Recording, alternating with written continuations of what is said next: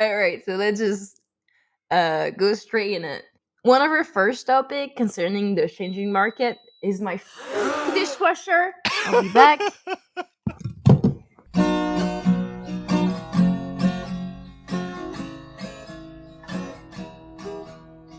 Hi and welcome to On Location, the real estate podcast brought to you by the Brown Real Estate Group, where we talk about location as it relates to real estate.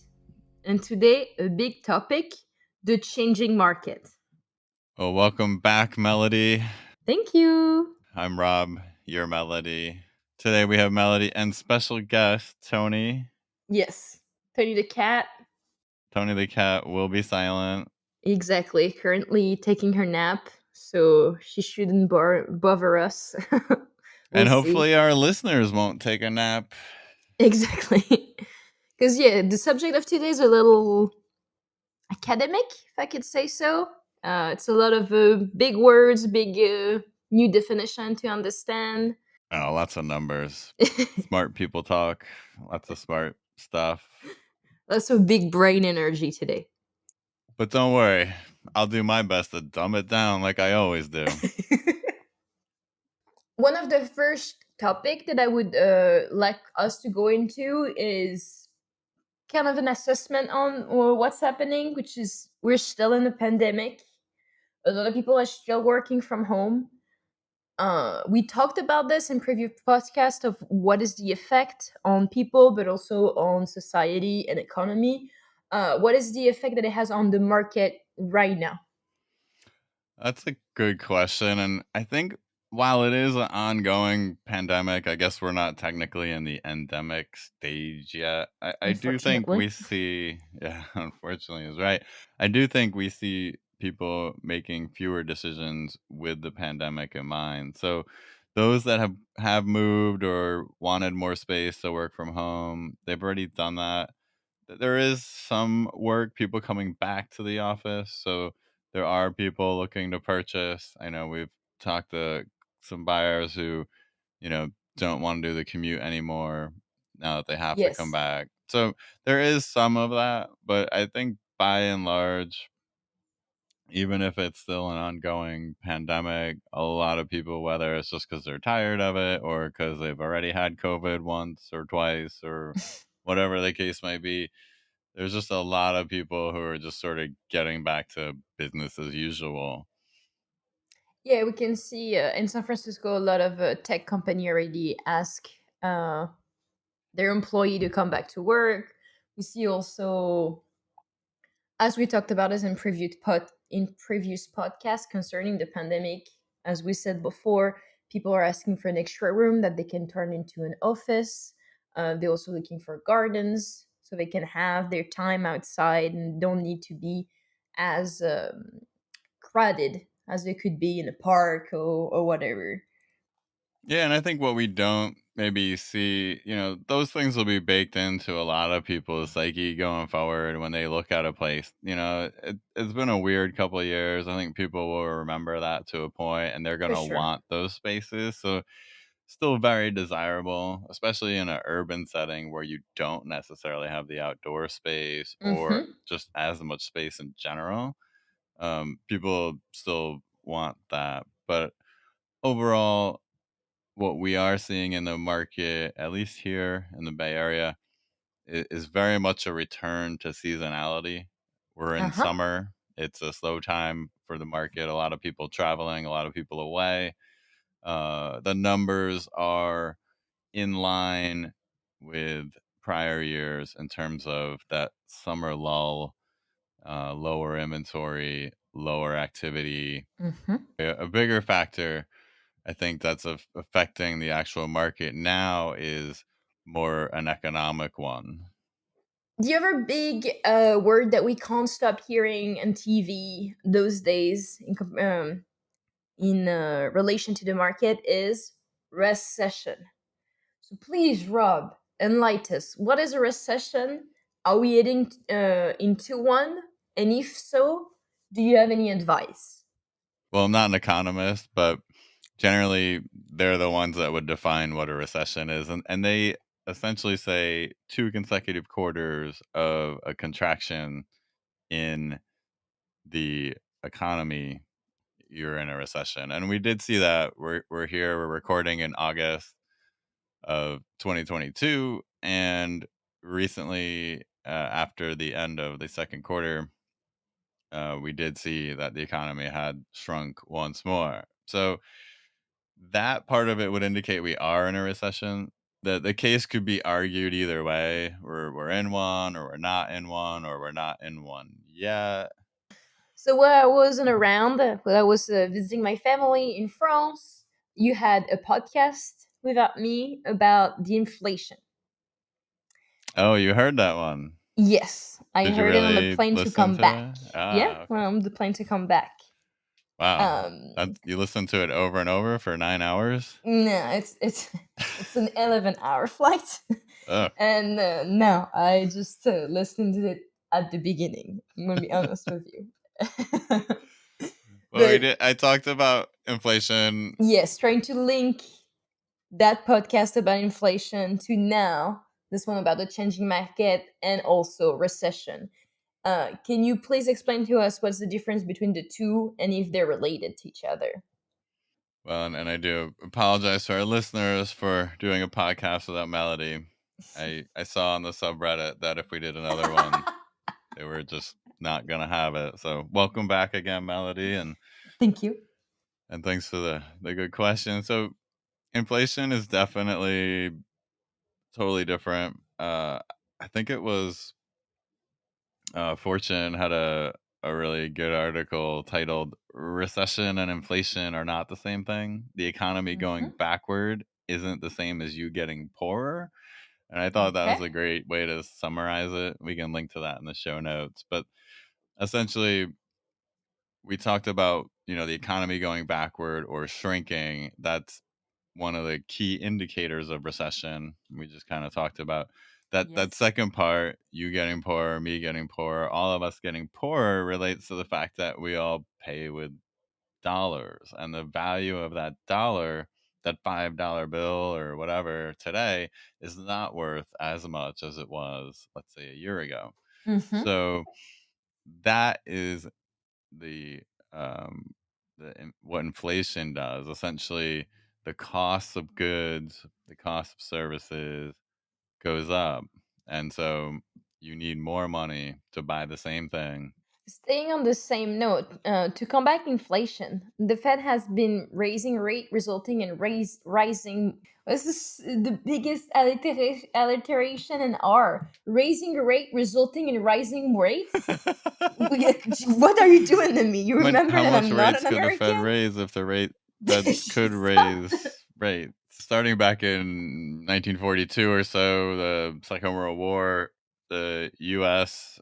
Federal Open Market Committee started setting a target for the Fed funds rate. 8 or 9 times a year, they meet, they set the rates, and that's what you're talking about. We've heard in the news, the Fed's raising rates. Raising rate, resulting in rising rate. Essentially, the rates at which banks borrow money from the Fed or other banks, and that's all part of them having money in reserves for the loans they're making and that sort of thing. The cost of money for the banks increases. That means for them to be profitable, if they're going to loan out money, they need to raise those rates. And so while it's not like a one-to-one linkage, it definitely has an impact. And if the mortgage rates go up, then that means your monthly payment goes up for the same purchase amount. And if somebody is looking where they're already, say, near their cap and what their affordability is, then now all of a sudden they can't afford as much. We heard about the growing gap in market affordability. How is affordability measured? And in a more broad question, is San Francisco going to be a VIP elite city only? And by that, I mean, can someone who is at 80,000 a year will be able to afford living in San Francisco? To go to your initial question, how is it actually measured? Typically, they do it with what they call an affordability index. Mm-hmm. Based on the median sales price of a single family home in a particular area, they'll say, okay, this is the median sales price. This is what you're, assuming a 20% down payment, assuming the current mortgage rates of whatever they might be, you know, this is your monthly payment. So Mm-hmm. now they sort of fold in the old adage, the 30% of your income should go towards housing. Yes. And then they back that out and they say, okay, so if 30% of your income is going towards paying this mortgage payment, you need to be making however much a year to be able to buy the median home. Yes. That percentage of the population in that area that is making that amount then becomes the affordability index. Mm-hmm. So, for example, to put that into some real numbers, using the latest numbers from quarter two, 2022, uh, 38% of the US is able to buy the median single family home. So that means that roughly, 4 out of 10 people can afford that median price single family home. Of course, there's less expensive, smaller houses, other options, condominiums tend to be less expensive. It Mm-hmm. doesn't mean that, the other percentage of people can't afford housing, but they just can't afford that median That price medium one. single Mm-hmm. family home. In California, where we're recording, 16% is the figure. Yes. So less than half, or twice as much of an affordability problem, if you want to put it that way. So going to your second part of the question, more specifically here for San Francisco, is San Francisco going to be VIP only? um Elite. Elites, yeah.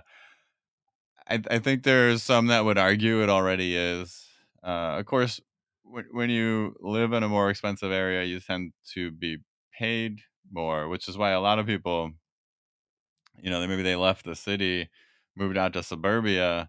They could buy more for their money. Mm-hmm. They're buying with, they're getting paid in a urban kind of scale, Yeah. and they're paying out in a rural scale. Working in San Francisco but living in the East Bay. Right. To the affordability question, Mm-hmm. it still changed significantly. So a year ago, 2021, quarter two, the the measure of how much you needed to make to buy that median single family home in San Francisco was 248,000 a year, as opposed to 66,000 for the median throughout the United States. Right. So certainly costs more to live in the SF Bay Area. Of course. Again, most employers, I mean, they're gonna pay people more, but of course, certain jobs will support that, and certain and won't, and so that is Mm-hmm. why we always have, a housing issue here. Now, fast forward a year later, current figure for San Francisco, 337,200. And this is, by the way, these are based from the California Association of Realtors website. We'll link to this in the show And show notes as notes. well. Yeah. Mm-hmm. And throughout the United States, that number 93,200. So a significant difference everywhere. Percentage wise, the US has actually increased more than San Francisco. So looking at those numbers, that's over 41% Uh-huh. increase throughout the US and a 36% increase in San Francisco. I mean, both are extremely, Close. big numbers when it comes to affordability, Mm-hmm. and they're fairly close, yeah. But as you can see, San Francisco has actually not increased in proportion. So Okay. Pro probably not, likely to be any more VIP than it already is. Yeah. Yeah, if you need a quarter million, makes sense. Well, interestingly, I mean, San Francisco actually has a higher percentage of affordability than the state as a whole. Mm-hmm. All right, thank you, Rob. I have a few last questions for you. They're going to be a little more tailored to her customer. So, as we said, the market is always changing.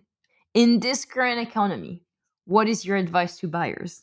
there's always going to be a way. So if you're a buyer and you're looking to buy, maybe talk to your loan agent, see where the rates are at now. Don't count yourself out of the market, but maybe just adjust what you're looking at. Obviously, what is affordable to you, but then also not every neighborhood, not every area is going to change at the same rate. Things happen very quickly locally. And so you may find a better deal in that area that you're looking at than you might have had a few months ago. So keep looking and, keep up to date, keep in touch with your loan agent, assuming you're getting a loan, and keep in touch with your real estate agent all the time. Now that we talked about the buyer, let's consider the other side, the seller, and the real estate agent. What would be your advice to make a listing pop? Because there is a lot of inventory, so a lot of choice. What would you advise a seller or their real estate agent to do to make their listing the one that's going to be sold? Well, that's a great question. We do a lot with buyers and sellers, probably a little more with sellers in general. Hmm. I think one of the things that you really need to do when the market gets a little tougher is you got to be on top of your game. You got to make sure that you stick to the basics. So as an agent that you're presenting that property in the best light. We always use professional photography. There's lots of different things between aerials and video and everything like that available these days.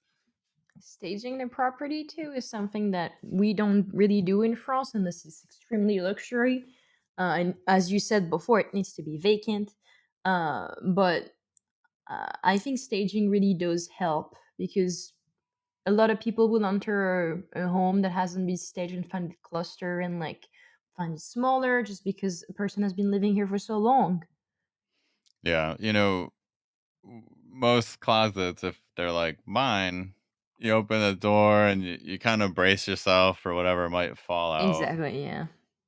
That's not a good look for the buyer coming in. They think, oh, there's not enough Not room. I enough mean, we all space. know the more space you have, the more stuff you'll get and the more you'll fill it. But, thinning out, like whether it be, like you said, staging is always nice, a nice vanilla look, more appealing to everybody. Yeah, more of a blank canvas, even if it is, you have to like whatever furniture they put, if it's minimalistic or whatever. But it does make it easier for you to imagine yourself in there. It goes back to that episode we did about how to decluster your home, take away your photos, so that your buyer or future buyer, if I could say, would be able to, See themselves in yes, the home, yeah. Whether it be a full-on staging or more of a streamlining or what have you,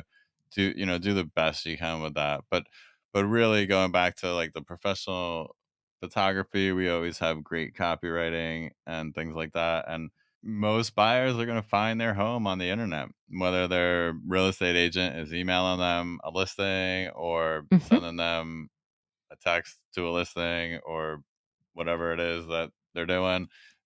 It's all the photos and the presentation that the listing agent is putting together. So of really course. important not to skip any of the details, and then really important to get the price right. So 4 years ago we just put a number on it and the market just went crazy and it sold and everyone was happy. Well, you gotta be on top of it now. You gotta kinda know where it's gonna go, and you really gotta talk pricing strategy.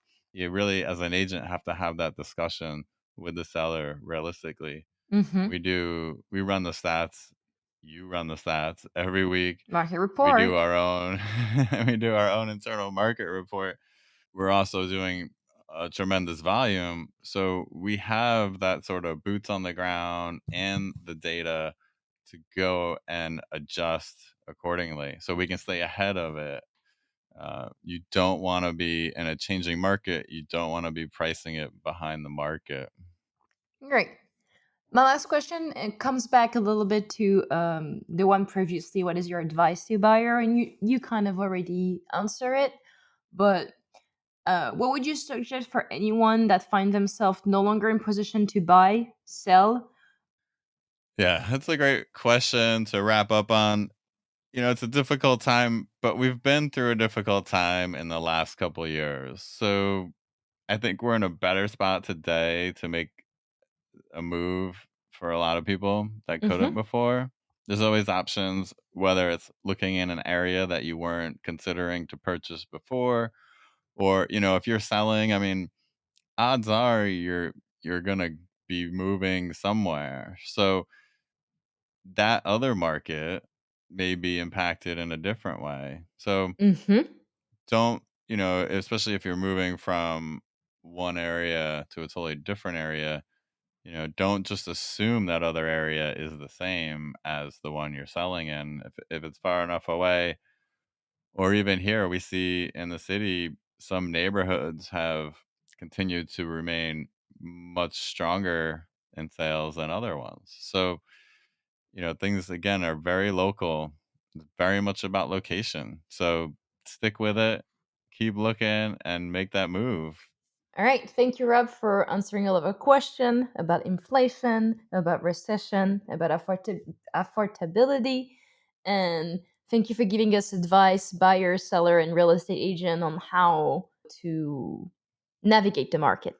Well, thank you, Melody, for coming back and rescuing me from Doing another doing one the alone. podcast on my own. Until next time, if you have questions, find us on Instagram at Brown Real Estate Group. You can find us also on Twitter at Brown Real Estate Group 2, and also on Facebook at Brown Real Estate Group. If you have any question, please hit us up at podcast at reonlocation.com. thank you for everybody who listened to us, and we'll be back soon.